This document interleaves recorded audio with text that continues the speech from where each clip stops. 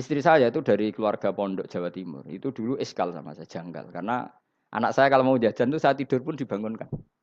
Pak bangun, saya minta uang. Itu ya sampai sekarang begitu. Istri saya itu eskal, janggal. Karena janggal kan ada Jawa Timur sopan sekali sama orang tua. Tanya saya, karena dia keluarga orang terpelajar, tanya, kenapa itu dibiarkan? Saya jawab saya, ya kalau tidak minta saya nanti minta mbak-mbak atau kangkang. Orang yang paling harus dingel-ngelo anak itu orang tuanya. Sehingga yang paling harus diganggu anaknya ya orang tuanya. Sampai sekarang anak saya berani minta mandi saya, gendong saya. Kalau orang tuanya aja gak siap dingel-ngel, lalu apa kata dunia? Kan aneh. Nah, itu ajarannya bapak. Saya dulu bapak Sugeng tuh biasa jagoan sama bapak. Ya biasa misalnya saya supak kalau kepen mangan ya, cung tuku. Zaman itu pakai motor, pakai sepeda motor itu biasa sama bapak kepandangan. Saya sampai sekarang sama anak-anak saya akrab. Karena pikirannya orang tua saya dulu ajarannya yang paling berhak dingel-ngelo anak ya orang tua. Ini kan gak fair. Kita sebagai orang tuanya digugah gak terima, kon ngedusi gak terima, kon nyawi gak terima, orang lain disentak suruh nyawi. Dan orang lain itu pembantu hanya karena kamu gaji. Kamu gaji seberapa? Hubungan anak dengan pembantu itu kan karena uang. Kamu ingin berbasis hubungan hanya karena itu goblok sekali.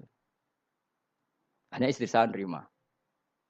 Jadi ini bukan berarti saya bikin konsep begitu ya. Ini cerita saja. Banyak guru-guru kita termasuk orang tua saya kalau ngajarkan gitu.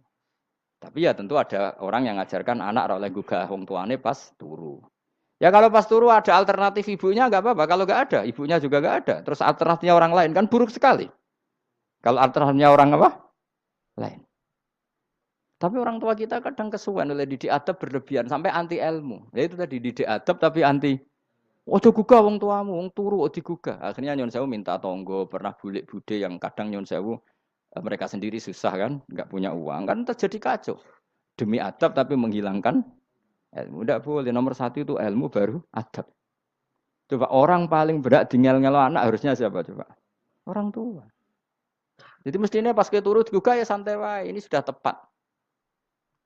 Nah kecuali ngelama, artinya ngelama itu sudah jajan minta lagi. Lah itu kan ada ukurannya. Tentu ada apa? Ukurannya. Tapi kalau fi awali marroh jajan hari pertama di hari itu memang jajan pertama kan nggak dolim. Kecuali minta yang ketiga keempat lah itu baru mungkin salah.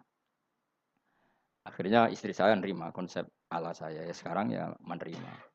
Sampai sekarang saya biasa misalnya habis ngajar dari Sarang atau ngajar dari Kudus baru datang anak saya rewel minta jalan-jalan ya saya turutin. Karena menurut saya yang paling harus kangelan demi anak adalah orang tuanya, bukan orang lain.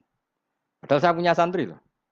Kalau mau keren-kerenan saya punya semuanya. Tapi itu kan enggak hukumnya Allah. Keren itu kan hukumnya manusia.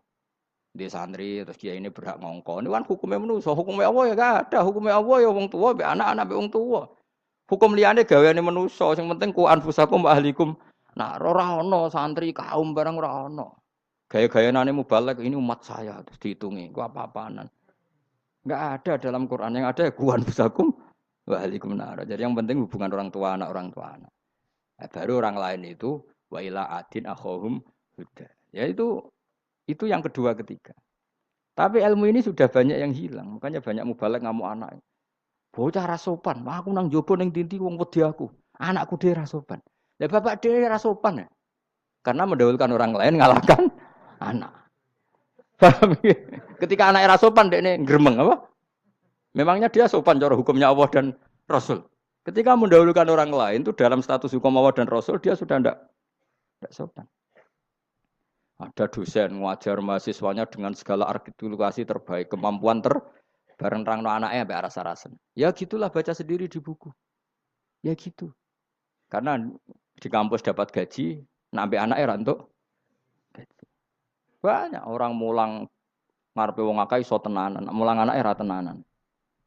Mergo nak mulang wong akeh diapresiasi, nak mulang anaknya kadang tinggal dolanan kadang.